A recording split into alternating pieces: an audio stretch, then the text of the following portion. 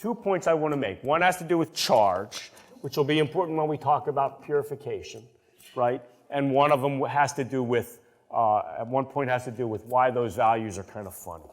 So suppose I plot the charge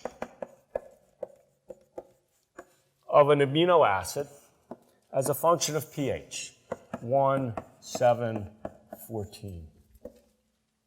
0, minus 1, plus 1. Okay? So, make this 2.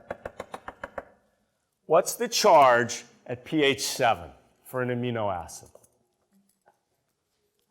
How many people think an amino acid like glycine? Okay? How many people think that at pH 7 it's got a charge, it's positively charged? How many people think it's negatively charged? How many people think it has no charge? Yeah, it's a Zwitter ion, right? It has 1 plus charge and 1 minus charge, and so the net charge at pH 7 is 0, right? Now, as you lower the pH, as I lower and lower and lower the pH, what happens? That amino group is always protonated, but what happens to the carboxyl group? When I get to around 2, what am I doing to the carboxyl group? I'm protonating it, right? So the net charge is going to become positive.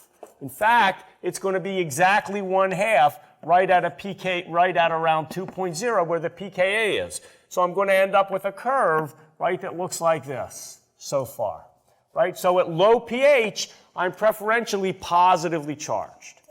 Now what happens is as I start to move the pH higher and higher and higher and higher, right? At a pH of 7 or 8 or 9, that carboxyl group's already negatively charged. What happens when I get to the point where I start pulling the proton off the amino group? What charge am I going to have then? I'm pulling the proton off the amino group. Let's look at it right here. So now, at that higher pH, right, the amino group isn't charged. The carboxyl group is still charged, so the net charge is, yeah, minus 1. Somewhere up here, it's got to be minus 1. And where is that going to titrate at? Where is it going to be half charged and half uncharged? 9, right, the pKa. So I'm going to get a curve that looks like this. This is my titration curve based on charge. There's something funny about these amino acids, huh? So remember we said that carboxyl group had a pKa of around what? 2, right? But isn't that funny? Here's acetic acid. That's got a carboxyl group. That's got a pKa of about 4.8. How come this carboxyl group's 2 and that's 4.8? That amino group, we said that had a pKa of around what? 9, right? Funny thing, methylamine, that amino group, has a pKa of around 10.6. How come these values are different than free acetic acid or free methylamine?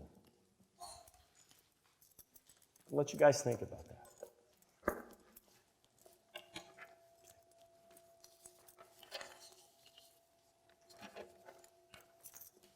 Let's talk a little bit about stereochemistry.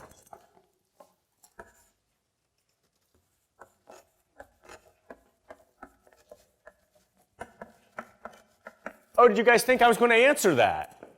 So why does it have a different pH or pKa? Somebody tell me. Say again? Resonance. It's not resonance, you're close. It's the environment it's in, right? It's the molecular environment that it's in. If you think for a minute about it, in this case, I've got a protonated amino group here, right? And so I have a way to stabilize the anion because there's an electrostatic interaction. So it makes it less favorable to be protonated. And as a result, that's why this carboxyl group protonates at a much lower state.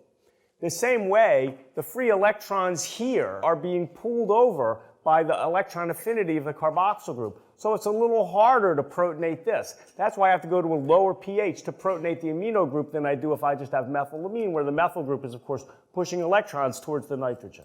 Okay? So it's the local environment that controls the pH. This will become important when we talk about R groups.